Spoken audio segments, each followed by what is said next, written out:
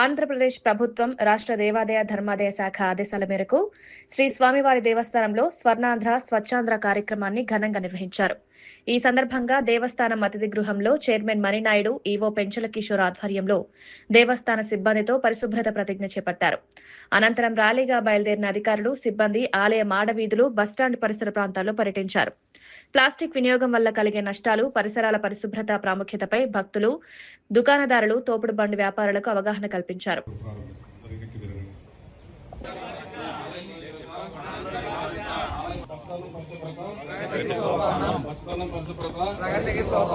చెత్త వేయకు, పాపం చేయకు.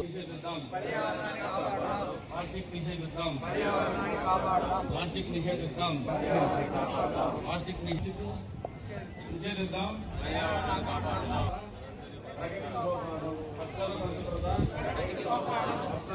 ప్లాస్టిక్ వాడకు.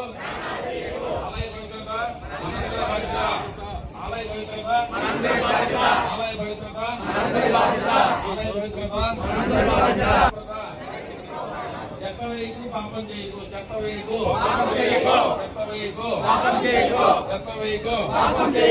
ప్లాస్టిక్ నిషేధిద్దాం, పర్యావరణాన్ని కాపాడదాం. ప్లాస్టిక్ నిషేధిద్దాం.